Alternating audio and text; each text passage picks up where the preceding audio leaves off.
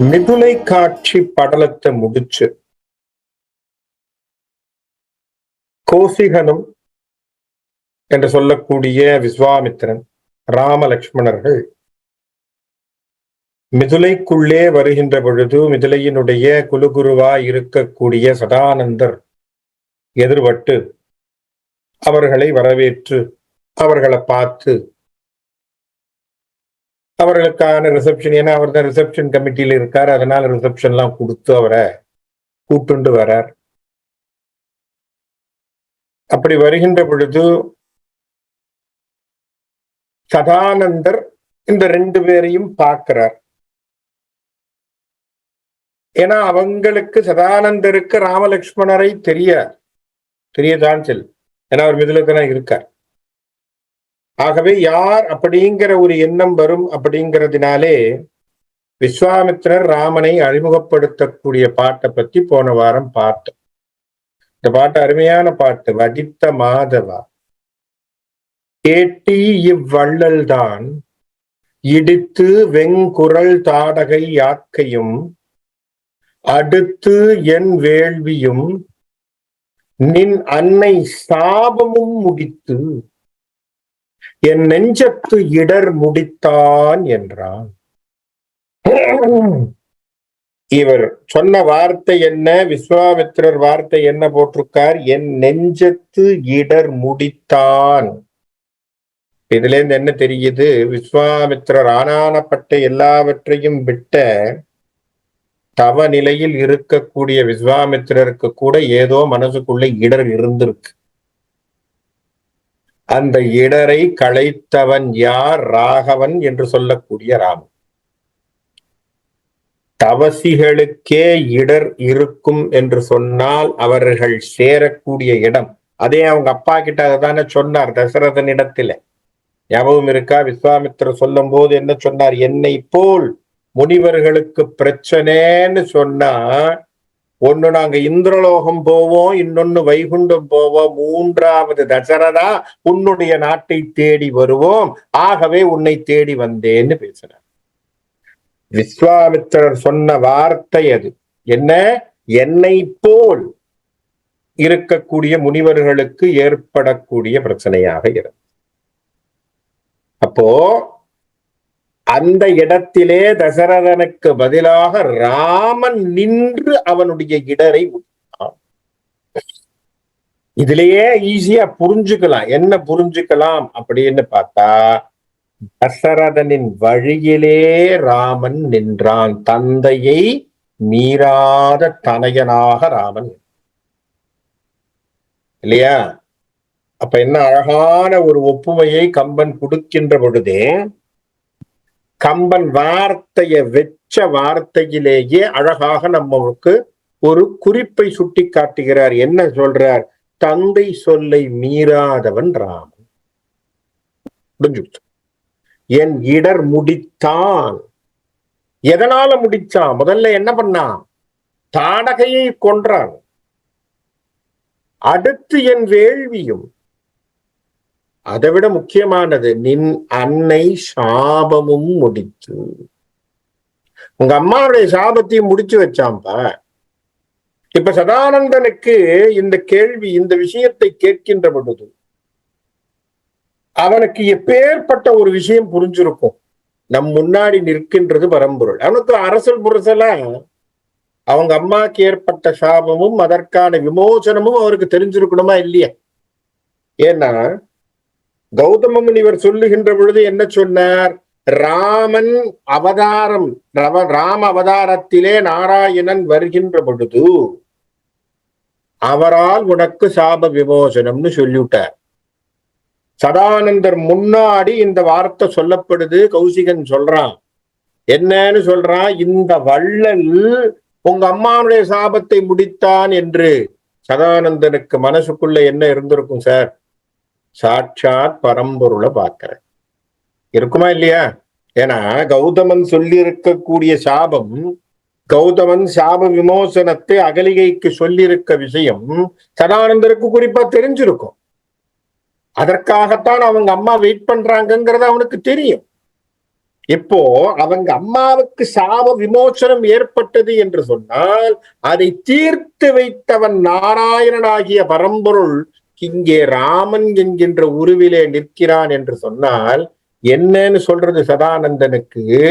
ஆகவே தான் கம்பன் அவன் வார்த்தையை சொல்ல முடியாமல் விஸ்வாமித்திரன் வார்த்தையிலே போட்டான், இவ்வள்ளல் தன். வள்ளல் சார் கொடுத்துக்கிட்டே இருக்கிறான் சார், என்னத்தை சார் நிறுத்தினான் சொல்லுங்க. ராமன் எதை கொடுத்தான்? இங்க அப்படியே முனிவர்களுக்கு தாரகினால் பிரச்சனையா சாகடிச்சான். அங்கே யாகத்திற்கு தடங்கலாம் நிறுத்தி முடிச்சான். இங்கே பல வருடங்களாக கல்லாய் கிடந்த பெண்ணுக்கு சாப விமோசனம் தந்தான் என்று சொன்னால் கொடுத்துக்கிட்டு தானே இருக்கான் ராமன். எங்க நிறுத்திட்டான்? அவன் கொடுப்பது அருள், அவனுடைய அருள் என்கின்ற மேன்மையை இங்கே அவ்வளவு குறிப்பாக விஸ்வாமித்திரர் பேசுறார். அப்படி அருள்ல கொடுத்துக்கிட்டே இருக்கார் வள்ளு. நம்மளால அந்த அருளை வாங்குவதற்கு நம் பாத்திரமாக இல்லையா? இந்த இடத்துல யாரும் எதிர்பார்க்காத விஷயமாக வார்த்தையை யார் என்ன சொல்றா? இவ்வள்ளல். அதுதான் வள்ளல்ங்கிற வார்த்தை. என்ன காரணம்? வள்ளல்னா யாரோ நம்ம என்ன நினைச்சிட்டோம், கேட்டா கொடுப்பாங்கன்னு. கேட்காமலேயே கொடுப்பது வள்ளல் தன்மை. இப்ப கேட்டு இன்னொருத்த கேட்டான், கேட்டதினாலே தானத்தை கொடுத்தோம் என்று சொன்னால் அது வள்ளல் தன்மைன்னு நம்ம வச்சிருந்தோம்னா, கேட்காமல் உபகாரம் செய்வது வள்ளல் தன்மை. இதுல என்ன சார் பண்ணிருக்கான்னா, ஒரு அரக்கியை அழித்தான், யாக சம்ரட்சணம் பண்ணான், அக்னிணை பொருளாக கல்லாய் கிடந்தவளுக்கு உயிர்த்தான். இல்லையா? கடையில வள்ளல்களை சொல்லும் பொழுது பாரி அப்படிங்கிற ஒருத்தனை சொல்லுவோம் இல்லையா? பாரி, காரி, ஓரி அப்படின்னு சொல்லி 7 வள்ளல்களை சொல்றது. அதுல பேகன், ஆய், அதியமான் அப்படின்னு சொல்றோம். இப்படி 7 வள்ளல்களை சொல்றோமா? பாரி, ஓரி, காரி, இதெல்லாம் நம்ம தெரிஞ்சுக்கணும். தமிழ்ல இவர்கள் எல்லாம் 7 வள்ளல்களாக பேசப்பட்டார். என்ன அப்படின்னா, இவர்கள் எல்லாம் அவ்வளவு செயற்கரிய செயலை செய்தவர்கள். அதியமானுக்கு என்ன பெரிய செயற்கரிய செயல்? யாராலையும் கிடைக்காத ஒரு அழகான ஒரு நெல்லிக்கனி அவனுக்கு கிடைச்சது. என்ன? சாகா வரம் பெறுகின்ற நெல்லிக்கனி இல்லையா? அப்பேற்பட்ட நெல்லிக்கனி அவன் என்ன பண்ணான்? தான் எடுத்து கொள்ளாமல் இந்த உலகத்திலே தமிழ் வாழ வேண்டும், தமிழை வாழ வைக்கக்கூடிய அவ்வை பாட்டியான ஔவையார் வாழ வேண்டும் என்று சொல்லி அந்த நெல்லிக்கனியை அவளுக்கு கொடுத்தான். அதனால் அவன் வள்ளல் தன்மை. காரணம் என்ன? எப்பவுமே தனக்குன்னு வேண்டியதை எடுத்துக்கணும்னு ஆசைப்படுவோம். ஆனா அந்த விஷயத்தை தான் எடுத்துக்காம என்ன பண்ணா? இன்னொருத்தங்கிட்ட கொடுத்தான். வள்ளல் தன்மையே தனக்கு இருப்பதை கொடுப்பது வள்ளல் இல்லைங்களா? இருப்பதை கொடுப்பது, இருப்பதை எடுத்து கொடுப்பது. எனக்கு வேண்டாம் நினைச்சு இன்னொருத்தனுக்கு கொடுப்பதற்கு பேர் என்ன? வள்ளல் தன்மைன்னு சொல்றோம். அதுல பாரி பெரிய வள்ளல். என்ன சார் அப்படின்னா, ஒரு முல்லை என்று சொல்லக்கூடிய ஒரு கொடி இல்லைங்களா? ஒரு சாதாரண, அது உயிர் உள்ளது அப்படின்னு, உயிர் இருக்கு, பயிர் தான். ஆனால் மனித உருவில இல்லை. இப்ப ஔவையார்னா மனுஷனா இருக்கக்கூடிய ஆள். ஆனால் பாரி முல்லைக்கு என்ன பண்ணான்? தன்னுடைய தேரை, அந்த கொடி, இந்த முல்லை கொடி எடுத்து கொள்ளட்டும் என்று தன்னுடைய தேரை கொடுத்ததினால் பாரி இன்றைக்கும் கடையேழு வள்ளலிலே கொஞ்சம் டாப் மோஸ்ட் அப்படின்னு சொல்லக்கூடிய இடத்துல வர்றான். அதே போல் பேகன் என்கின்ற ஒருவனும், அவனை எதுக்காக நம்ம பாராட்டுறோம்? மயில் நடனமாடியதாம் மழையிலே. அப்படி மழையில நனைஞ்சு ஆடும் பொழுது அதுக்கு கொஞ்சமா அது மனசுல, அந்த உடம்புல என்னதான் அந்த சில்னஸ் பட்ட உடனே என்ன ஆகும்? அதுக்கு குளிர் ஏற்பட்டது. உடனே தன்னுடைய உயர்ந்த போர்வையை எடுத்து மயிலுக்கு போர்த்தினான் பேகன் என்று சொல்லப்படும். அப்போ ஒருத்த முல்லைக்கு தேர்ந்தான், இன்னொருத்த என்ன பண்ணான்? மயிலுக்கு போர்வை தந்தான். அக்ரிணை பொருளுக்கு கொடுத்து அவைகளுக்கு வளத்தை, அக்ரிணைனா நான் என்ன சொல்றேன், ஐந்தறிவு அல்லது நான்கறிவு அப்படி இருக்கக்கூடிய ஒரு பொருளாக இருக்கக்கூடிய ஒரு வஸ்துக்கு கொடுத்து அவர்கள் வள்ளல் தன்மையை ஏற்றார்கள் என்று சொன்னால், ராமனும் அந்த வள்ளல் தன்மையிலே நிற்கிறான் என்பதை கம்பன் எப்படி சொல்றான் சார்? அக்ரிணை பொருளாக இருக்கக்கூடிய கல், கல்லுக்கு எத்தனை அறிவு? அறிவே சொல்ல முடியாது. அப்படி அறிவற்ற ஒரு நிலையிலே இருக்கக்கூடிய கல்லை அறிவுள்ள மானிட பொன்னாக மாற்றினான். பாருங்க, எல்லாற்றையும் விட ராமன் கடையேழு வள்ளல்களையும் சிறந்த வள்ளலாக நிற்பதினாலே விஸ்வாமித்திரன் போட்ட வார்த்தை வள்ளல் தன்மை. இதெல்லாம் நம்ம கம்பனில் உள் புகுந்து அவனுடைய அமுதத்தை குடித்து ஆராய்ந்து வருகின்ற பொழுதுதான் இந்த வார்த்தைகளுடைய வலுதெரி. இல்லைன்னா சும்மா கம்பன் ஏதோ வார்த்தையை அப்படி எழுதிட்டு வெளியில போயிட்டாங்கிற கதை கிடையாது. அப்படி அவன் சொல்றான். சொன்ன உடனே சதானந்தருக்கு சந்தோஷம். உடனே கௌசிகனை பார்த்து அவனை விட்டு கொடுக்க கூடாது. ஏன்னா கௌசிகனைத்தான் சதானந்தருக்கு தெரியும். அவர் கௌசிகனை பார்த்து சொல்றாரா என்று கௌசிகன் கூறிட, ஈறு இல்லாவன் தபோதனன் மாதவ நின் அருள் இன்றுதான் உளதேல் அரிது யாது இவ்வென்றி வீரர்க்கு எனவும் விளம்பி மேல். விஸ்வாமித்திரர் சொன்ன மாத்திரத்துல கடிய தவத்திலே சிறந்தவனாகிய சதானந்தன் அவன் சொல்றானா விஸ்வாமித்திரரை பார்த்து, அப்பா மாதவா, உன்னுடைய அருள் இருக்கும்னு சொன்னா, எப்படி உன்னுடைய அருள் இருக்கும்னு சொன்னா, இந்த வீரர்கள், வெற்றி வீரர்களுக்கு ஏதாவது தடை இருக்குமா?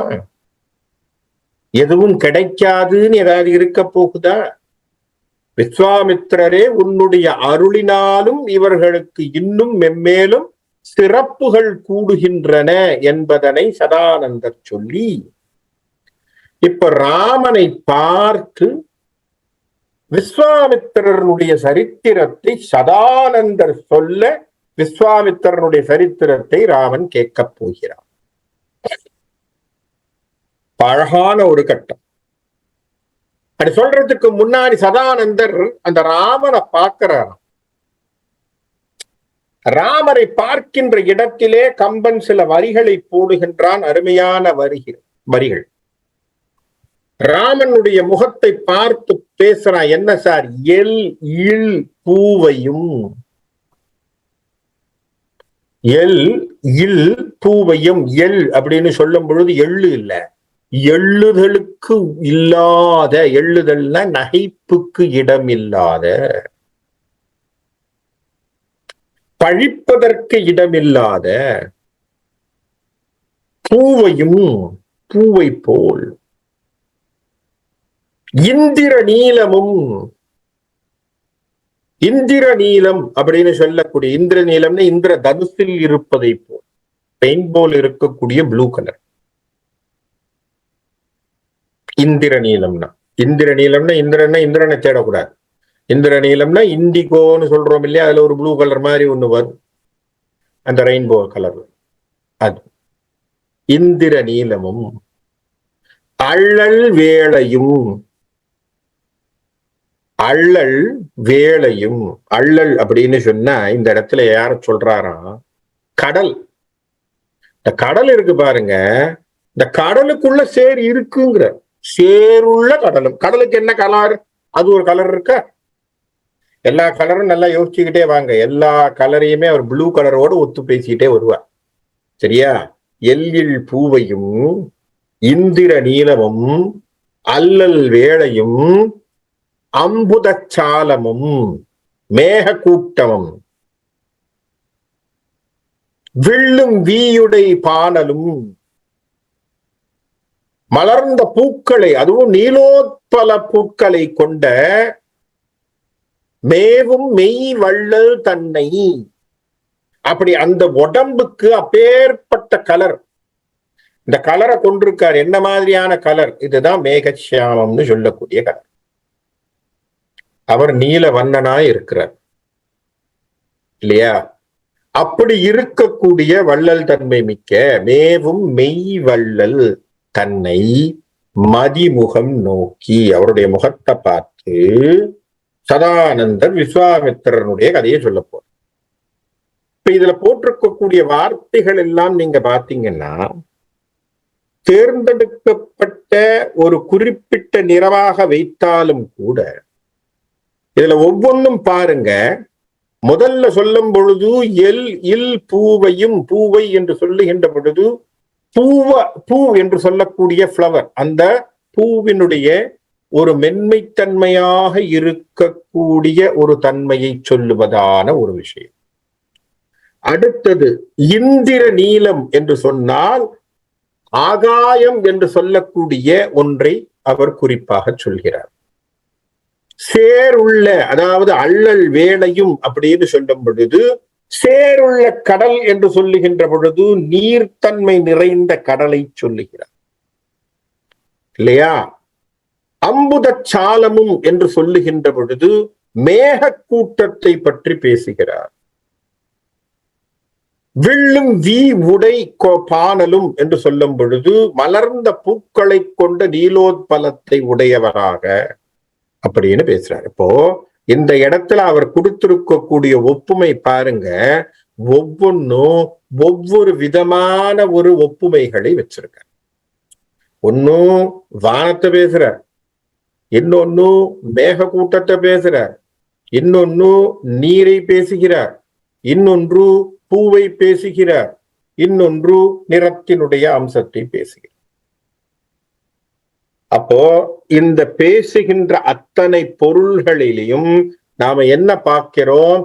எல்லாவித பிரபஞ்ச தத்துவத்தையும் ஒத்தவனாக ராமன் இருக்கிறான் என்பதை குறிப்பாக சொல்லுவேன். எப்படி சார் பிரபஞ்ச தத்துவம் அப்படின்னு சொன்னீங்கன்னா, இந்திர நீலம்னா ஆகாசம், மேக கூட்டம்னா உங்களுக்கு பை விண்ட், மேகம் நமக்கு தெரியும், by sky it is forming. எதனால கிளவுட்ஸ் ஃபார்ம் ஆகுது? பிகாஸ் ஆஃப் விண்ட் இல்லையா? நீர், கடல், கடல்ல இருந்துதான் அந்த நீர் மேல போய் மேகமா வரப்போ, அப்போ நீர், கடல், ரைட்? பூவென்று சொல்லுகின்ற பொழுது உங்களுக்கு தன்மை ஆன ஒரு இளகிய தன்மையை பேசக்கூடியது. மலர்ந்த பூக்களை கொண்ட நீலோத்பலம் என்று சொல்லக்கூடிய ஒரு புஷ்பத்தை பற்றி பேசுகின்ற பொழுது அங்கே நமக்கு சில சமயங்கள்ல என்ன தெரியும் அப்படின்னு சொன்னீங்கன்னா, சில சமயங்களிலே சில பூக்களினுடைய மகரந்த சேர்க்கையும் கூட நமக்கு தெரியும்.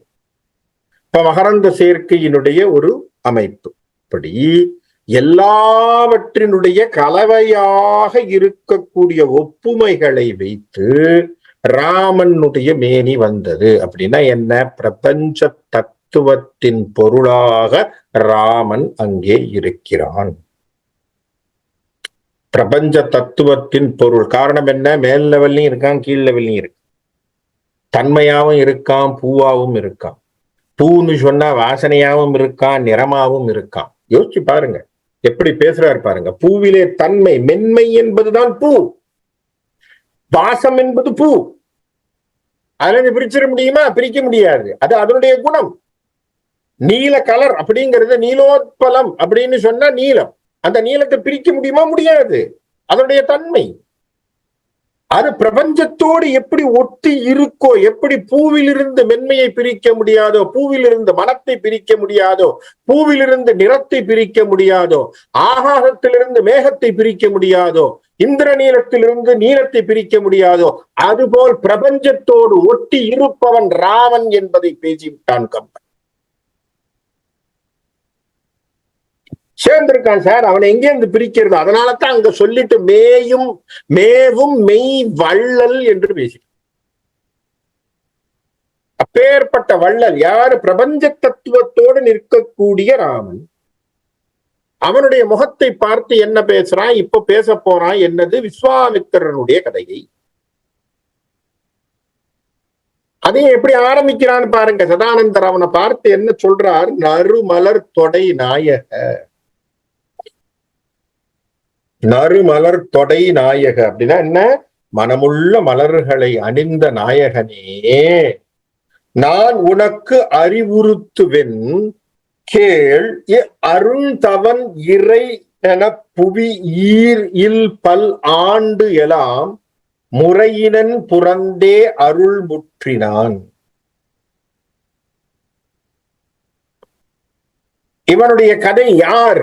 இங்கே இருக்கக்கூடிய கௌசிகன் இந்த நில உலகத்திலே எப்பேற்பட்டவனாக இருந்தான் தெரியுமா? இப்புவிக்கு இறை என சொல்லிட்டாரா? அருந்தவன் யாரு? இன்னைக்கு தவசியா நீ பாக்குறியேப்பா, உன் முன்னாடி விஸ்வாமித்திரரா நிக்கிறானே முனிவராக, அவன் யார் தெரியுமா?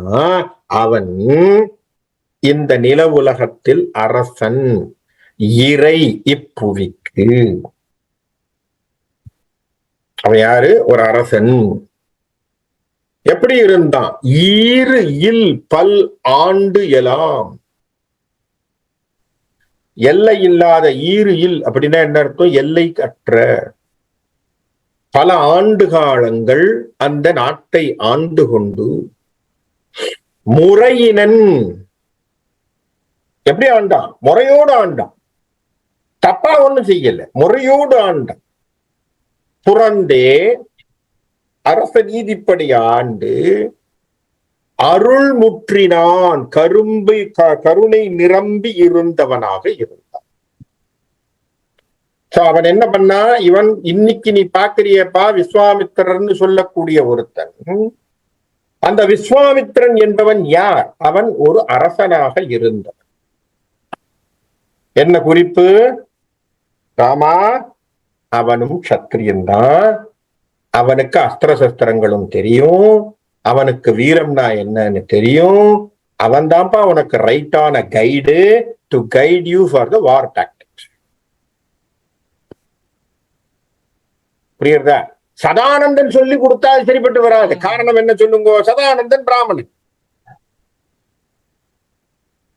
அவன் போர்க்களத்தை பார்த்தது இல்லை. புரியுதா? போர்க்களத்தை பார்க்காதவன் போர்க்களத்தை பற்றியான பொருளை பொதுப்படையாத்தான் சொல்ல முடியுமே தவிர, போர்க்களத்தை கண்டவனுக்கு சொல்றது வசதி. நான் சொல்றது புரியும் நினைக்கிறேன் உங்களுக்கு. அந்த அனுபவம் is different, right? So experience இருக்கணும் இல்லையா? கௌசிகனுக்கு எக்ஸ்பீரியன்ஸ் இருந்தது. எதிர எப்படி வந்தானா அவனை எப்படி அடிக்கிறதெல்லாம் அவனுக்கு தெரியும். எந்த அஸ்திரத்தை போட்டா மடக்கலான்னு தெரியும். அத்தனை அஸ்திர சஸ்திரங்களையும் ஏற்கனவே அஸ்திர சஸ்திரங்களையும் அவன் என்ன பண்ணிட்டான்? ராமலட்சுமணனுக்கு ஏற்கனவே கொடுத்துட்டான். உட்கார வச்சு அத்தனையும் சொல்லி கொடுத்தா. அது மட்டும் இல்லாமல் என்ன செஞ்சான்? அதிகமாக இருக்கக்கூடிய அதிபலா மந்திரங்களையும் உபதேசம் பண்ணிவிட்டான். இதெல்லாம் அவங்களுக்கு கொடுத்ததுனாலே அவர்களுக்கு எல்லா விதமான பலங்களும் அவனுக்கு கிடைக்கக்கூடியதாக ராமலட்சுமணருக்கு பண்ணிட்டு போயிட்டான். ஆகவே இவன் தான் ராமலட்சுமணனுக்கு சரியானவன். எதை? இந்த உபதேசங்களை செய்வதற்கு. இன்னொன்னு பாருங்க, இதே வசிஷ்டன் இதே இடத்துல நீங்க பாத்தீங்கன்னா குலகுரு யாரு? வசிஷ்டர். கரெக்டா? விஸ்வாமித்திரர் யாரு? நடுவுல வந்தவர். அதையே நீங்க பாத்தீங்கன்னா ரகுவம்சத்திலையும் இந்த தொடர்பு இருக்கு.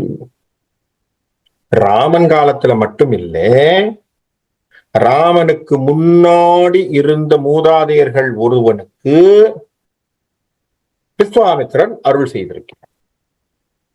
அது பின்னாடி வரப்போகுது. யார் அவன்? திரிசங்கு என்று சொல்லக்கூடிய அயோத்தியை ஆண்ட மன்னன். அவன் அயோத்தியில தான் இருந்திருக்கு. அப்ப அவன் அயோத்தியினுடைய மன்னன். எப்படி பாருங்க, இப்ப ஹிஸ்டரி எப்படி வருது பாருங்க. திரிசங்குக்கு பிறகு விஸ்வாமித்திரனுடைய தொடர்பு எங்க வருது? ராமனுக்கு தான். It's link. காரணம் என்ன? திரிசங்கு யார்? இவனுடைய மூதாதையர். இவன் விஸ்வாமித்திரனிடத்திலிருந்து பலனை எடுத்தான். இப்போ ராமன் அதற்கு பலனை கொடுத்து விட்டான். யாக சம்ரட்சணம் பண்ணி தீர்த்துட்டான் கணக்க. புரியுறதா? தீர்த்துட்டான் கணக்கு. சார் என்னுடைய மூதாதையர் என்னுடைய முத்தாத்தா யாரோ ஒருத்தன் உங்ககிட்ட கடன் பட்டிருக்கான் சார், இன்னைக்கு நான் கடனை அடைச்சு விட்டேன், முடிஞ்சு போச்சு, என் வம்சாவளிகள் ஃப்ரீ. அதனாலதான் முடித்து வார்த்தையை போட்டான் பாருங்க, முடித்து முடிச்சிட்டான்பா. இதெல்லாம் நீங்க அந்த அந்த சமாச்சாரத்தின் ஓட்டத்துல பாத்தீங்கன்னா புரியும். அப்ப வாங்கினது இன்னைக்கு கொடுத்தாச்சு, முடிஞ்சு போச்சு இல்லையா? அன்னைக்கு வாங்கிட்டான் திருசங்க, அன்னைக்கு வாங்கிட்டு போயிட்டான். திருசங்க வாங்கினதுக்கு யார் பின்னாடி பண்ணது? தசரதன் வரைக்கும் பண்ணல, ராமன் வந்து செஞ்சுட்டான், கணக்க நேர் பண்ணிட்டான். இதுதான் அதில் இருக்கக்கூடிய சூட்சமம். அது பின்னாடி பார்ப்போம், எங்க திருசங்குக்கு அவன் என்ன ஹெல்ப் பண்ணாங்கிறது பின்னாடி வருது இல்லையா? அப்ப வசிஷ்டனை பற்றி இவர் வசிஷ்டர் எப்படி போய் பார்த்தார் அப்படிங்கறத சொல்றார். ஒரு நாள் வேட்டைக்கு செல்லுகின்ற பொழுது வசிஷ்டர் தன்னுடைய ஆசிரமத்திலே இருக்கிறாரா, அந்த வசிஷ்டரை போய் பார்க்க போறார். அரசின் வைகி அரணின் அமைத்து ஒழி விரசு காணிடை சென்றனன் வேட்டை மேல் உரைசை மாதவத்து ஓங்கள் வசிஷ்டனாம் பரசு வானவன் பால் அணைந்தான் ஆரோ. அங்க என்ன பண்ணா, அப்படியே அறவழியிலே நடந்து கொண்டிருந்த கூடிய ஒரு நாள் வேட்டையின் காரணமாக அடர்ந்த கானகத்திற்குள்ளே சென்றான். அப்படி செய்யும் பொழுது என்ன பண்ணான், அங்கே வசிஷ்டனுடைய ஆசிரமத்தை பார்த்து அந்த வசிஷ்டனுடைய ஆசிரமத்திற்கு சென்றான். உரை செய் மாதவத்து ஓங்கல் வசிஷ்டனாம். யாரா? உரை செய், சிறப்பித்து சொல்லப்படுகின்ற தவத்திலே மேம்பட்டவனாகிய வசிஷ்டன். ஏன் சார் தவத்திலே மேம்பட்டவன்? இதுவரைக்கும் ஒரு அப்பழுக்கு சொல்ல முடியாத ஒரு முனிவன் என்று சொன்னால் வசிஷ்டன். எங்கேயுமே நீங்க வந்து ஹிஸ்டரியில பிளாக் மார்க்கே கிடையாது வசிஷ்டர் மேல. எங்கேயா சொல்லுங்க பாப்போம், அவர் இதை செஞ்சார் அவர் அதை செஞ்சார்னு எந்த இடத்துலயுமே அவரை பத்தி கம்ப்ளைண்டே கிடையாது. அப்படி இருந்தவர் வசிஷ்டர், சுத்தமான மனுஷன். இன்னைக்கும் அதனாலதான் நம்ம என்ன பண்றோம், அவருடைய மனைவியைத்தான் கல்யாணமான பிறகு போய் மேல எட்டி பார்க்கிறோம். அவனுடைய மனைவியைத்தான் முக்கியமான மனைவியாக சொல்கிறோம். யார் அவள்? அருந்ததி என்று சொல்லப்படுகின்றவள். கல்யாணம் ஆச்சுன்னா முதல்ல கொண்டு போய் தம்பதிகளை காட்டணும்னு காட்டுறோம். ஆனா நம்ம ஏதோ காட்டுறோம்னு அங்க இருக்கிற பல்பை காட்டிட்டு வெளியில வந்துடுறோம்னு வச்சுப்போம். ஆனா உண்மையாவே அங்க இருக்கக்கூடிய அருந்ததியை பார்க்கணும். வசிஷ்டர் அருந்ததி என்கின்ற தம்பதியை பார்க்க வேண்டும். காரணம் என்ன?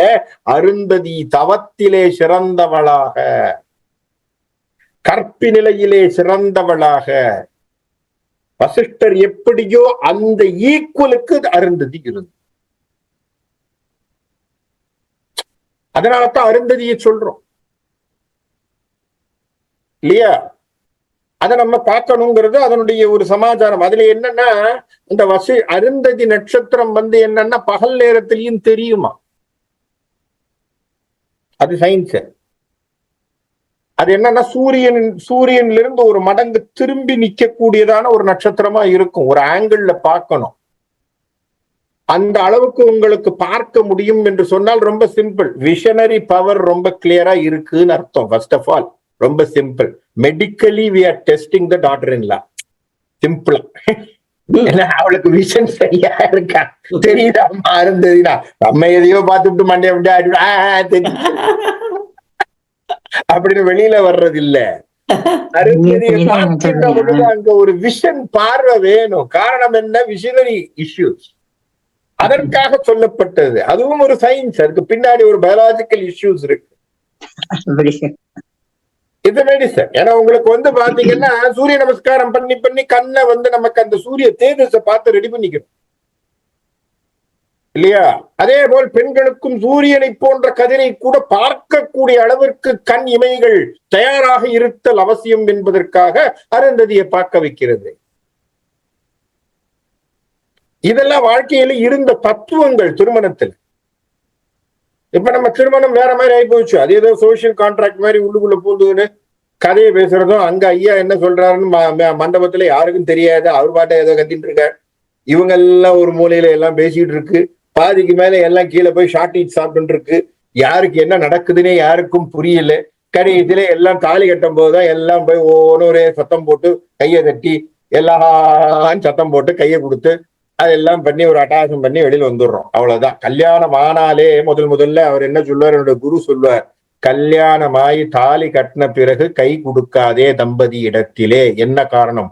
பார்வதி பரமேஸ்வரனாக அவர்கள் சப்தபதி முடிந்த பிறகுத்தான் முடிகின்றது விஷயம். நம்ம ஆளுங்க என்ன பண்றான், தாலி கட்டின உடனே கையை கொடுத்து ஆட்டி அவனை எல்லாம் பண்ணிட்டு வந்துடுறான். பண்ணக்கூடாது. தாலியை கட்டினா காரணம் என்ன? தாலிங்கிறது என்ன சமாச்சாரம்? அது மகாலட்சுமியினுடைய சுரூபம். அந்த அம்பாளுடைய சுரூபத்தை அவள் அந்த பெண்ணுக்கு கழுத்துல கட்டுகின்ற பொழுது திருமாங்கல்யத்தை அந்த தம்பதிகள் லட்சுமி நாராயண தம்பதிகளாக இருந்து கொண்டிருக்கிறார்கள். அவர்களை பிரிக்க கூடாது. அதனால கொஞ்சம் கையெல்லாம் கொடுக்காதேங்கிறான். எப்போ கையெல்லாம் முடிக்கலாம், எல்லாம் முடிச்சு சப்தபதி முடிச்சு வெளியில வர்றாங்க பாருங்க, அதுக்கப்புறம் கங்கராஜுலேட் பண்ணிக்கிங்க. 1000 தடவை உங்களுக்கு டைம் இருக்கே. பாணி கிரகணம் பண்ணணும், கையை முடிச்சுட்டு தான் சுத்தணும். அதுக்கெல்லாம் நம்ம டைம் கொடுக்கறது இல்லை. கையை கொடுத்து காலை கொடுத்து அவனை போட்டு பேசிஞ்சு அந்த கையை கொடுத்து இந்த கையை கொடுத்து எல்லாத்தையும் பண்ணி நம்ம ஏதோ நம்மளுடைய அவசரத்துக்கு எல்லாத்தையும் முடிச்சு போடுறோம். எதுக்காக சொல்கிறேன்? அப்பேற்பட்ட விஷயத்திலே அருந்ததி என்கின்ற ஒருவள் அந்த வசிஷ்டனுடைய மனைவியாக இருந்தாள். ஆகவே தான் அவனுக்கு சொல்லும் போது என்ன சொல்றான், உரை செய் மாதவத்து ஓங்கல் வசிஷ்டன். கம்பாரிசனே கிடையாதுன்னுட்டான். கம்பனே சொல்லக்கூடிய பதம், தவத்திலே மேம்பட்டவன் வசிஷ்டன். கண்டிப்பா விஸ்வாமித்திரர் கம்பேர் பண்ணும்போது வசிஷ்டன் ஒருபடி மேல. ஏன்னா விஸ்வாமித்திரர் நிறைய இடங்கள்ல கோபத்தை காட்டிவிட்டாரு, வசிஷ்டன் கோபமே படல. எந்த இடத்திலையும் வசிஷ்டன் கோபத்தை காட்டவில்லை. முழுக்க ராமாயணத்தை படிங்க, எங்க வசிஷ்டன் கோபப்பட்டு சத்தம் போட்டாருன்னு ஏதாவது இருக்கா? தனக்கு இது பண்ணுப்பா ராமா அப்படின்னு ஏதாவது சொன்னாரா? என் பிள்ளைக்கு ஏதாவது ஒரு பதவி அப்படின்னு ஏதாவது கேட்டாரா? எதையுமே கொள்ளல. அதுதான் வசிஷ்டனுடைய வாழ்க்கை. அதனைதான் தவத்திலே சிறந்தவனாக இருந்தவன், யாராலும் துதிக்கப்பட்டவன். அந்த இடத்துக்கு போய் உட்காரலாம். யாரு? இதனால்தான் தவத்தை பற்றி பேசிய உடனேயே கம்பனுக்கு அவனுடைய மனைவி ஞாபகம் சுட்டு. யாரு? வசிஷ்டனுடைய மனைவி. அதனாலதான் அடுத்த வார்த்தையை அடுத்த செய்யுள ஆரம்பிக்கும் பொழுது சொன்ன அருந்ததி கணவன். அருந்ததி கணவன் வேந்தற்கு அருட்கடன் முறையின் ஆற்றி, அவனுக்கு என்ன பண்றது, அருண்கடன் முறை ஆற்றி. ஏன்னா வசிஷ்டனை பார்க்க வர்றான் ஒரு மன்னன், கௌசிகன். இந்த இடத்துல விஸ்வாமித்திரன் இல்ல, கௌசிகனாத்தான் வர்றான். வேட்டைக்கு வருகின்ற பொழுது ஆசிரமத்தை பார்த்து உள்ள வரான். அப்படி உள்ள வருகின்ற பொழுது அவரை பார்க்கிறான். அப்படி பார்த்து அவருடைய நமஸ்காரம் பண்ணி அவருக்கு அருள் கடங்கள் எல்லாம் பண்ணி, இருத்தல் தருதி, இருத்தருள் தருதி என்று சொன்னான். என்ன சொன்னா? கருணை செய்க அப்படின்னு சொல்லி உள்ள வந்தான். இருந்துளி இனிது நிற்கு விருந்து இனிது அமைப்பேன் என்ன. உள்ள வந்த உடனே சந்தோஷப்பா, உட்காரு, நீ என்ன தேடி இந்த ஆசிரமத்துக்கு காட்டுக்கு வந்திருக்க, உனக்கு விருந்து ஏற்பாடு பண்றேன் வசிஷ்டன்.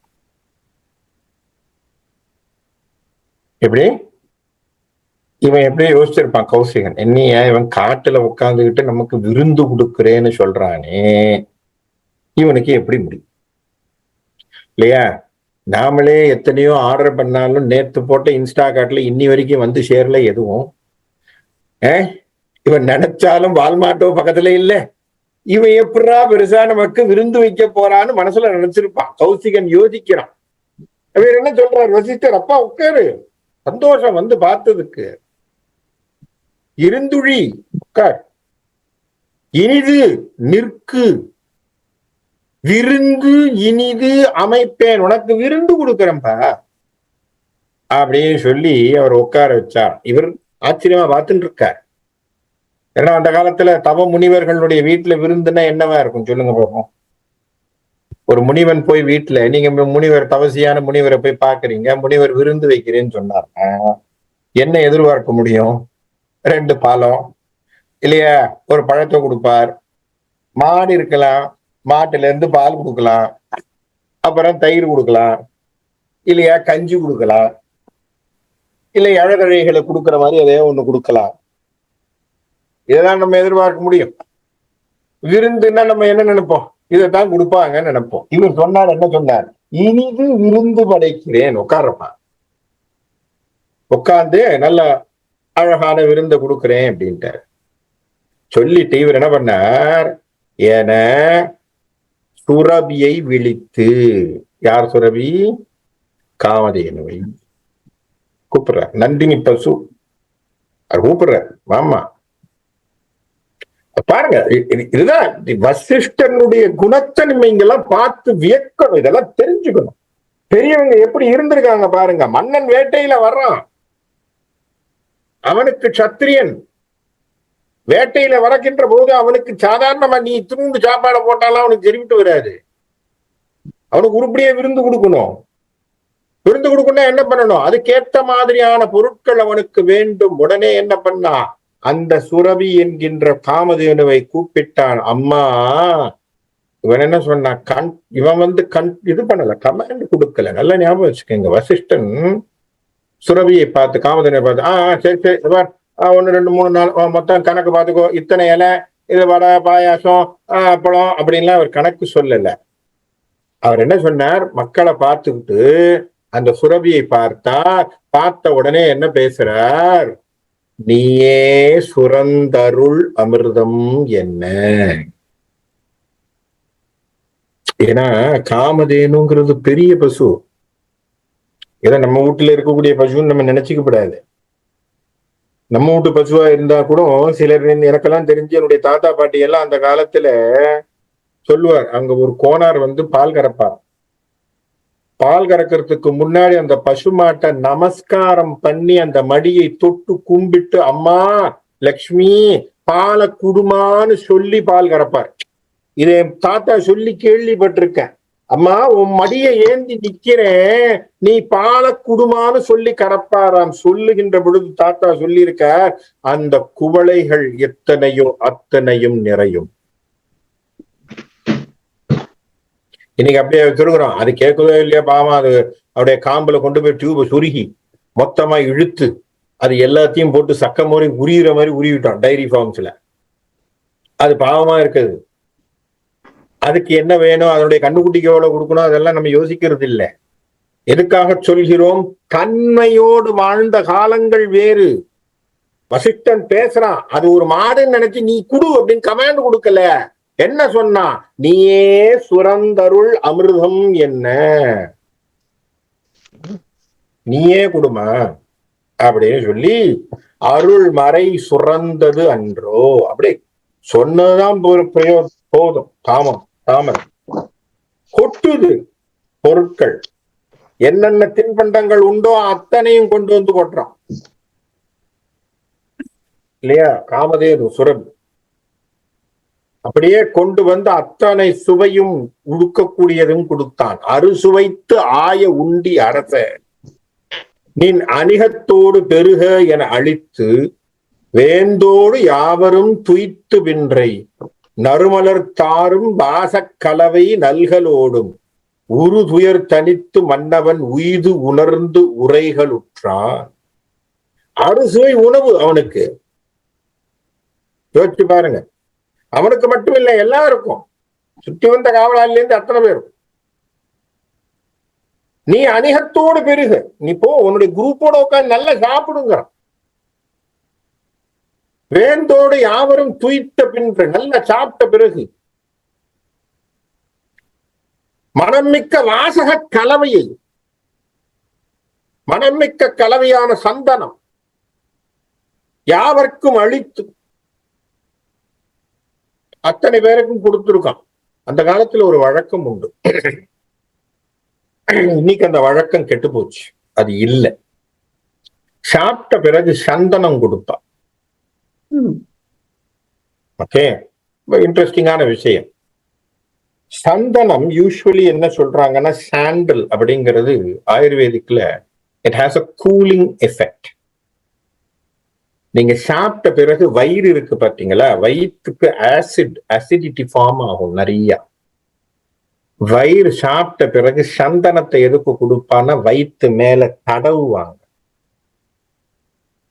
வயிற்றுக்கு மேல தடவுவது உண்டு.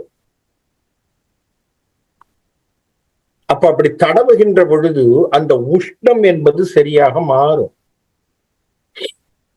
இது ஆயுர்வேதத்தில் இருக்கு. சாண்டில் மட்டும்தான் ஹீட்டை குறைக்கும். அதனால தான் நம்ம என்ன சொல்றோம், உடம்புல ஏதாவது கட்டி கிட்டி வந்ததுன்னா சந்தனத்தை வைக்க சொல்லுவாங்க, கேள்விப்பட்டிருப்போம் இல்லையா? அப்ப அந்த சந்தனத்துக்கு அந்த மெடிசினல் வேல்யூ உண்டு. அந்த காலத்துல உணவுக்கு பிறகு சந்தனம் கொடுத்தது உண்டு. அதை கொடுத்து என்ன பண்ணுவாங்க, அந்த அசிடிட்டியை குறைக்கிறது, வெளியில பூசுவது, வெளியில பூசுவது. வெளியில அப்படியே பூசுவாங்க, வயிற்றுக்கு வெளியில பூசுவதனாலே அவர்களுக்கு அது சரியாகும். அத மாதிரி விஸ்வாமித்திரருக்கு அதாவது கௌசிகனுக்கு என்ன பண்ணாரா, மனமிகு கலவை சந்தனம் அத்தனை வாசன கலவையை கொடுத்து எல்லாருக்கும் கொடுத்து அவங்க அடைந்திருந்த களைப்பு தீர்ந்த பின் ஆராய்ந்து உணர்வதாக உட்கார்ந்து இருக்கிறார். அவர் உட்கார்ந்து இப்ப வசிஷ்டரை பார்த்து ஒரு சில கேள்விகளை கேட்க போறார். சரியா? சாப்பிட்டு முடிச்ச பிறகு அவருக்கு சந்தனத்தை கொடுத்து அவர் வயிற்றிலே எல்லாவற்றையும் பூசி எல்லாம் உட்கார்ந்த பிறகு அவர்கள் அந்த சோர்வு தீர அப்படி அவங்க உட்கார்ந்து இருக்கும் பொழுது இப்போ வசிஷ்டரை பார்த்து விஸ்வாமித்திரர் கேள்வி கேட்க போறார். மாதவ எழுந்திலாய் நீ வயப்புடை படைக்கு எல்லாம் கோது அரும் அமுதம் இக்கோ உதவிய கொள்கை தன்னால் தீது அரு குணத்தால் மிக்க செழுமறை தெரிந்த நூலோர் மேதகு பொருள்கள் யாவும் வேந்தற்கு என் கை தன்னால். இப்போ வசிஷ்ட இடத்திலே விஸ்வாமித்திரர் ஒரு சமாச்சாரத்தை போடுறான். என்ன சொல்றான், மாதவ அப்பா, பெரியவரே, பெரிய முனிவரே, நீ எழுந்திலாய்,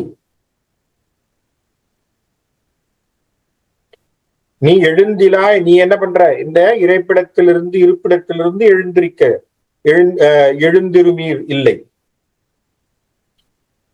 நீ என்ன பண்ண, நீ எழுந்திருக்கவே இல்லை. ஆனா பசுவிடத்திலே நீ ஒரு வார்த்தையை சொன்னாய், அம்மா இவங்களுக்கு என்ன வேணுமோ அதை குடூரு நீ பேசின உடனே அந்த பசு என்ன பண்ணிச்சு, அத்தனை பேருக்கு என்ன வேணுமோ அத்தனையும் கொண்டு வந்து கொடுத்துருச்சு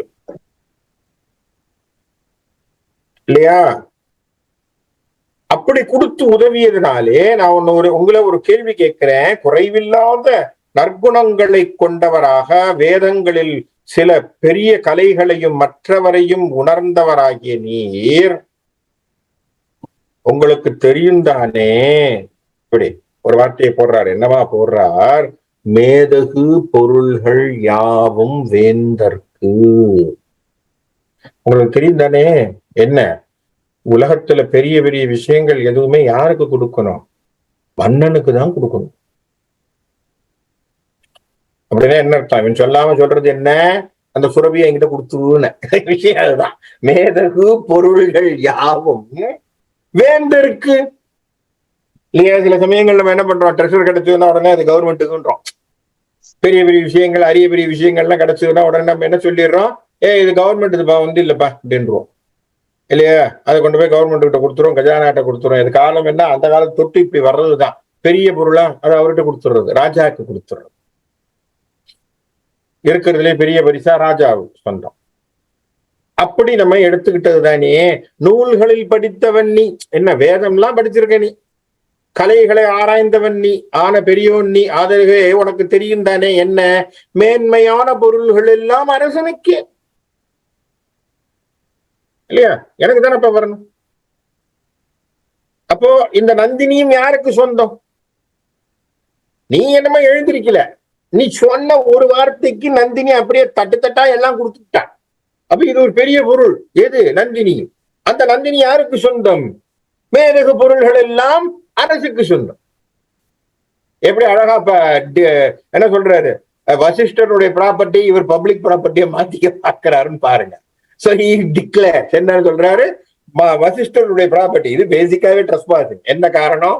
வசிஷ்டருடைய ஆசிரமத்துக்குள்ள போய் வசிஷ்டர் வச்சிருக்கக்கூடிய மாட்டை மாடுன்னு சொன்னா எப்படி ஒத்துப்பாரு? இது கதை, இதுதான் விஷயம், இதுதான் கௌசிகனுடைய நிலை. கௌசிகன் என்ன சொல்றான், எல்லா பொருளும் நம்ம ராஜாவுக்கு தானப்பா, நீ என்கிட்ட இல்ல கொடுக்கணும் அப்படிங்க. அப்படி சொன்ன உடனே அதுக்கு இவர் என்ன பேசுறாருன்னு பாருங்க. சரி, நிற்கு இது தகுவது என்றால் நீடு அருண் சுரபி தன்னை ஏற்கு அருள். சரியா?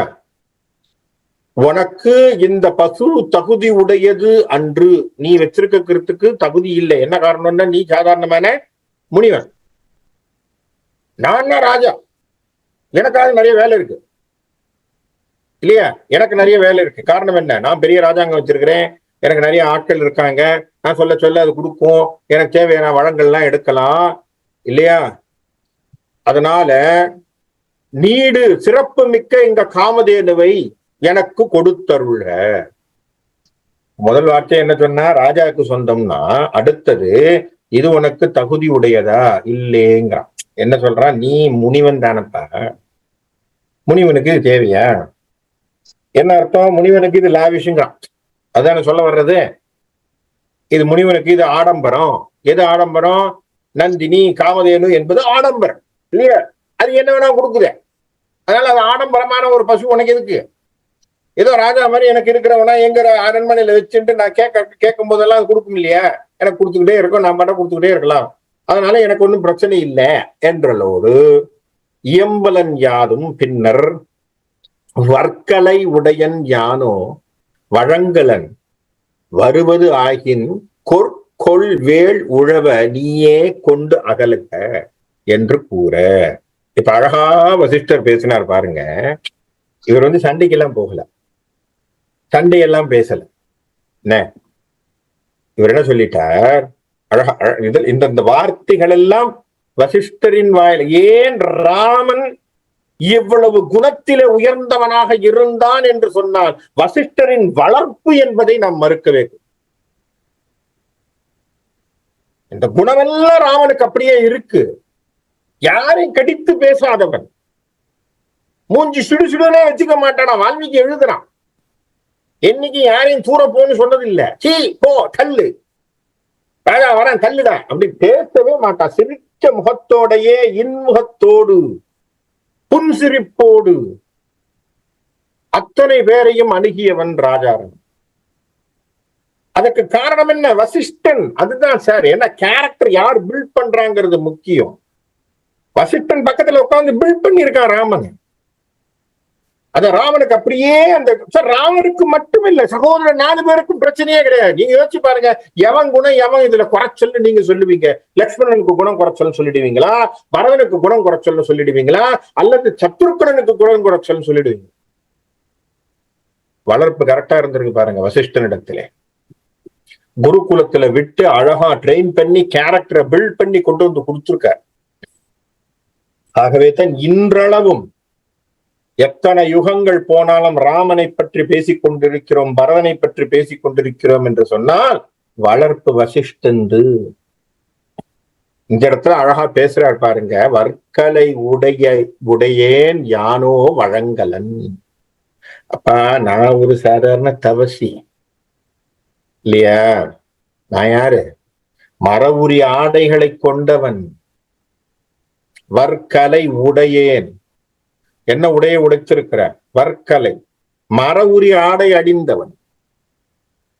யானோ வழங்கலன், நானாப்பா உனக்கு கொடுக்க முடியும்? நீ ராஜா, நான் தவசி, நான் என்ன கொடுக்கறது? நான் கிட்டத்தட்ட ஆசிரம சன்னியாச தர்மத்துல இருக்கிறவன், நான் உனக்கு கொடுக்க முடியாது. அதனால நீ என்ன பண்றது? வருவது ஆகினின் கொற்கொள். அடே நீ கூப்பிடு, அது உன் பின்னாடி வருதா நீ கூப்பிட்டு போ, என்கிட்ட எனக்கு பிரச்சனை கிடையாது. என்ன அழகா போட்டார் பாருங்க விஷயத்த. நீ கூப்பிடுப்பா, நீ என்ன பண்ணு, நீ கூப்பிடு. சரியா? வருவது ஆகின் கொற்கொல் வேல் உழவ, போப்பா நீ எடுத்துக்கோ. நான் அதுக்கு போய் நடுவில் நிக்க மாட்டேன். I am not going to stop it. சரியா?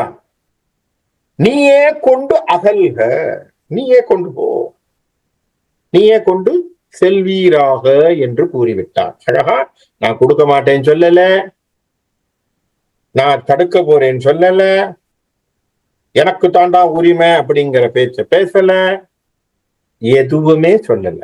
ராஜா இதுதான் பண்பட்ட வார்த்தைகளை, இது போன்ற விஷயம். சரி, ராமாயணம் படிக்கிறதுனா ராமாயணம் கதை படிக்கிறதா? ராமாயணம் படிக்கிறதுனா என்ன படிக்கிறது? குணங்களை படித்தல்.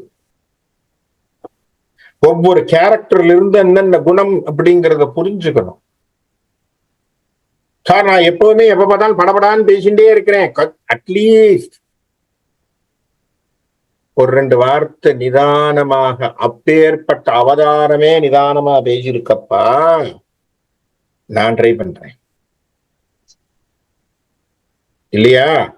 அந்த முயற்சிக்கு அடிப்படையிலே ராமாயணம் உங்களுக்கு விதையாக இருக்கும். ஏன் சார், ராமனை உந்துதலாக கொள்வதுன்னா என்ன அர்த்தம்? இதுதான் சார் அர்த்தம். மகாத்மா காந்தி சாதாரணமா ராமநாமத்தை சொல்லிட்டு வெளியில வந்துடல. காரணம் என்ன? ராமனுடைய குணத்தை எண்ணி எண்ணி எண்ணி எண்ணி அவன் ராமனாக மாற பார்த்தான். அதனாலதான் மகாத்மா இல்லாம வந்துடல. புரியுறதா? குணத்தை கொண்டு வர வேண்டும். ஆகவே ராமாயணம் படிக்கிறோம் அப்படின்னு சொன்னா என்னென்ன குணங்கள்னு புரிஞ்சுக்கணும். வசிஷ்டர் என்ன அழகான குணத்தை சொன்னார். அப்பா, நான் தவசி, எனக்கு ஒண்ணும் கிடையாது, என் கண்ட்ரோலும் இல்லப்பா, அது வருதுன்னா நீ கூட்டிட்டு போ, சந்தோஷம். என்ன அழகா சொல்லிட்டாரு பாருங்க. அது வருதா, கூட்டு போப்பா. வருவது ஆகின் கொற்கொல் வேல் உழவ, கொண்டு போ, நீ கொண்டு அகல்க, கொண்டு போ, வச்சுக்கோ, எனக்கு பிரச்சனை இல்லை. என்ன காரணம்? தவசிக்கு அது இருக்கிறதுனாலையும் பெருசா அவன் ஆனந்தப்பட போறது இல்லை. இல்லேன்னு சொன்னாலும் அவனுக்கு ஆனந்தம் இல்லேன்னு இல்லை. ஏனென்றால் என்றும் பிரம்மத்தில் நிலைத்திருப்பவன் வசிஷ்டன். அது எப்படி சார் பிரம்மத்தில் நிலைத்திருப்பவன் அவனுக்குன்னு உங்களுக்கு எப்படி தெரியும்? வாசிஷ்ட யோகத்தை படிங்கோ தெரியும். ராமனுக்கு ஏற்பட்ட அத்தனை பிரம்ம ஞானத்தினுடைய கேள்விகளுக்கு பதிலை வசிஷ்டர் சொன்னதுதான் வால்மீகி எழுதியிருப்பது வாசிஷ்ட யோகம்னு பேர் புஸ்தகம். இப்ப ராமருக்கு இந்த உபதேசங்கள் நடக்குது. யார் வழியாக? வசிஷ்டர் வழியாக. இந்த பாலகனாக இருக்கின்ற ராமனுக்கு பேசப்படுகின்ற புஸ்தகம் வாசிஷ்ட யோகம்னு பேர். அப்ப ராமனுக்கு அவ்வளவு தெளிவு வந்துட்டுதான் சார். அவன் என்ன சார், சீதையை பார்த்து ஓடி போனா, ராவணேஸ்வரனோட சண்டை போட்டான், சீதையை வெளியில விட்டானே, அதுக்கப்புறம் என்ன சார் பண்ணது? அதுக்கப்புறம் ஒரு புஸ்தகம் இருக்கு சார், பேரு என்ன சார்? ராம கீதை என்கின்ற ஒரு புஸ்தகம் இருக்கு. ராமன் லக்ஷ்மணனுக்கு கீதையாக உபதேசம் செய்கிறான் ஆத்ம ஞானத்தை பற்றி. அதுக்கு பேரு ராமகீதை. பாருங்க, நம்முடைய சனாதன தர்மத்துல எத்தனை அருமையான புஸ்தகங்கள் இருக்கு. ஒரு ஜென்மம் பத்த படிக்கிறது. ராமனை தொடர்ந்து இத்தனை புத்தகங்கள் இருக்கு. வசிஷ்ட யோகத்தை படிக்கணும், ராமாயணத்தினுடைய உட்பொருள் புரிந்து கொள்ள வேண்டும். என்ன பண்ணணும்? நித்தமும் சிரவணம் செய்ய வேண்டும். ராமாயணம் நித்தமும் சிரவணம் செய்ய வேண்டும். அதனால்தான் ஷிரடி சாய்பாபா சில டிவோட்டீஸுக்கு ராமாயணம் படி என்று சொன்னார். ராம விஜயம் போய் படி. படினா சும்மா ஏதோ கையில புத்தகத்தை வச்சுன்னு சும்மா படிச்சுட்டு இந்த டிவி சீரியலை பார்த்த மாதிரி பார்த்துட்டு வெளில வர்றது இல்லை. உண்மையா சொல்ல போனா டிவி சீரியல்ல நம்ம பார்க்கறது ஒரு விஷுவல் எஃபெக்ட் தானே தவிர அதனுடைய கதையினுடைய உள்ளர்த்தம் உள்ள வர்றதில்லை. படிக்கணும்னா லிட்ரேச்சர் எடுத்து வச்சுதான் படிக்கணும். உண்மையான கம்பராமாயணமோ அல்லது துளசிதாசனுடைய ராமாயணமோ அல்லது வால்மீகியினுடைய ராமாயணமோ எடுத்து வச்சு வரிகளை படித்தால் ஒழிய நாம் ராமனை உள்வாங்குவது என்பது டிவியில சீரியலா பார்த்தா விஷுவலாத்தான் நிற்கும். சிவாஜி கணேசன் படம் பார்த்த மாதிரி கையை தட்டிட்டு வெளியில வந்துடும், உள்ள போகாது. ராமன் உள்ள போகணும்னா ராமாயணம் வாசிக்க வேண்டும். அப்ப படிச்சாதான் நமக்கு புரியும். காரணம் என்ன? இத்தனை மாண்புகளோட மகான்கள் சார். எப்படி பாருங்க, இவரை சுற்றி, இந்த அவதாரத்தை சுற்றி எத்தனை மாண்புகளான மனிதர்கள், எப்படி குணத்திலே சிறந்தவர்கள். அப்படி குணத்திலே சிறந்தவர்களாக இருந்த அத்தனை பேரும் எடுத்து சொன்ன உபதேசங்களும் வழிமுறைகளும் தான் ராமன் ஆத்மராமனாக இருப்பதும் அவன் இன்றளவும் அவனுடைய பெயர் பல யுகங்களை தாண்டி நிற்பதற்கும் காரணம் என்பது நமக்கு புரியும். அங்க இவங்க சொல்ற என்ன சொல்ற, நீயே கொண்டு போப்பா, நான் எதையும் தடுக்கலேன்னு. உடனே இவன் என்ன பண்ணா, பணிந்தது புரிவேன். என்ன அப்பா நீ சொன்னது கேட்டு ரொம்ப சந்தோஷம், அதுபடியே நான் செய்கிறேன். பார்த்திபன் எழுந்தான், பொங்கி அப்படி உடம்பெல்லாம் சிலிப்பிக்கிட்டு எழுந்த, பொங்கி. வார்த்தைகள்லாம் பாருங்க, என்ன கம்பன் எப்படி போடுறான்னு பாருங்க இல்லையா, அழகாக.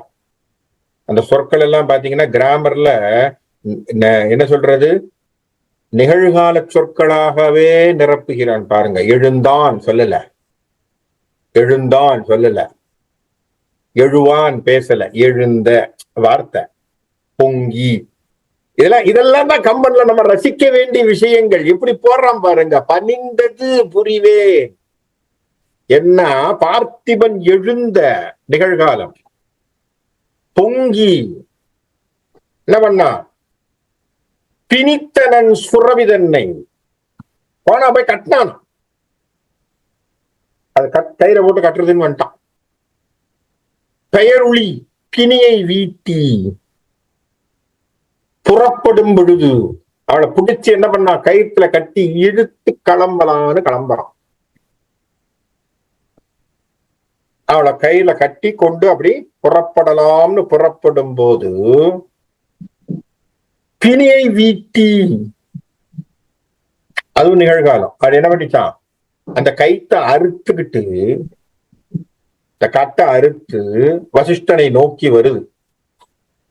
மணி தட தோழினார்க்கு குடித்தியோ மறைகள் யாவும் கனித்த எம்பெருமை என்ன. இப்போ நந்தினி கூட தப்பா சொல்லல விஸ்வாமித்திரனை பார்த்து. என்ன வார்த்தை சொன்ன, அழகிய தோள்களை உடைய விஸ்வாமித்திரனுக்கு என்ன நீ கொடுத்தியா, மணி தட தோழினருக்கு கொடுத்தியோ மறைகள் யாவும் கனித்த எம்பெருமை. மறைகள் யாவற்றையும் தெரிந்தவனே, தர்ம நூல்கள் எல்லாம் தெரிந்தவனே வசிஷ்டனே, நீ என்ன பண்ண, நீ எனக்கு அவனுக்கு கொடுத்தியா என கலைமறை முனிவன் சொல்வான். அப்படி கேட்டான். கேட்டதற்கு அவர் சொல்றார், கொடுத்திலன் யானோ, நான் கொடுக்கலமா, நான் கொடுக்கல. மற்ற இக்குடை கெழு வேந்தன் தானே பிடித்து அகல் உற்றது. நான் என்ன சொன்னேன், வந்தா எடுத்துக்கோன்னு தான் சொன்னேன். அவன் என்ன பண்ணான், உன்னை பிடிச்சு உன்னை இழுத்துக்கிட்டு போறதுன்னு அவன் தீர்மானம் பண்ணான். ஆகவே நான் கொடுக்கல. என்ன காரணம், எனக்கு உரிமை இல்லை என்கின்ற இடத்திலே வசிஷ்டன் நிக்கிறான். நல்லா யோசிச்சு பாருங்க. காமதேனுவை கொடுப்பதோ, எடுத்துக்கிட்டு போன்னு சொல்றதோ, பண்ணி தர்றதோ, தானம் கொடுத்தேன்னு சொல்றதோ, அந்த இடத்திலே வசிஷ்டன் இல்லை. நான் கொடுக்கலமா, அவனே உன்னை பிடிச்சு இழுத்துக்கிட்டு போறான், அவ்வளவுதான். நான் அவன்கிட்ட சொன்னது என்ன, அது வந்ததுன்னா கூட்டிட்டு போன்னு சொன்னேன், அவ்வளவுதான். அப்பனா அவன் என்ன பண்ணிருக்கணும், முறைப்படி அவன் போய் நந்தினியோ அந்த காமதேனு கிட்ட இவன் என்ன சொல்லி இருக்கணும், அம்மா நீ வா எங்க நாட்டுக்கு. இப்ப எப்படி இவர் என்ன சொன்னார், இத்தனை பேருக்கும் அமுதத்தை சுரந்து குடுன்னு பேசினாரா இல்லையா, இத கண்ணால பார்த்தானா இல்லையா கௌசிகன். அந்த இடத்திலே, அந்த பசுவிடத்திலே அவர் கேட்க அது சுரந்ததுன்னு தெரிஞ்ச ஒரு கௌசிகன் தன்னுடைய ஒரு ராஜாங்கத்தினுடைய சத்திரியனுடைய ஒரு என்ன சொல்றது, ஒரு அடங்காமை என்று சொல்லக்கூடிய ஆணவத்திலே, நமக்குதான் அந்த பொருள் கிடைச்சிடுச்சே மாடுன்னு நினைச்சு இழுத்து இருக்கான். புரியுதா என்ன மிஸ்டேக் அவன் பண்ணிருக்கான். அப்ப அவன் நினைச்சிட்டான் இது ஒரு பொருள் நினைச்சுட்டான். அப்ப அது திமிரிட்டு போய் அங்க போய் கேக்குது. வசிஷ்டர் சொல்லிட்டார், நான் கொடுக்கல, எனக்கு கொடுக்குற உரிமை எனக்கும் கிடையாது.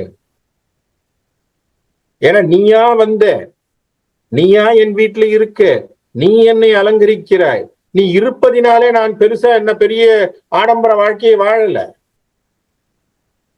என்றைக்கு யாராருக்கு என்னென்ன தேவையோ அதை நீ பூர்த்தி செய்கிறாய், அவ்வளவுதான். அவன் எடுத்துக்கிட்டு போறேன்னு ஒண்ணு புடிச்சுக்கிட்டு போறான், அவ்வளவுதான், எனக்கு தெரியாது என்று சொல்லிட்டான். உடனே அவன் என்ன சொல்லுதான், பெரும் ஜினம் கதுவும் நெஞ்சோடு இடித்து எழ முரசு வேந்தன் சேனையை யானே இன்று முடிக்கும் என் காண்டி என மெய் மயிர் சிலிர்த்ததன்றோ. இப்போ அந்த காமதேனுவே என்ன சொல்லுதான், இந்த அரசனுடைய அத்தனை சேனைகளையும் நானே முடித்து விடுகிறேன் என்று சொல்லி அது மெய் சிலிர்த்து நின்றதாம். அப்ப அந்த இடத்துல சுரபி என்று சொல்லக்கூடிய காமதேனு மெய் சிலிர்த்து நிற்கிறது. இந்த இடத்துல நான் இருக்கிறேன்.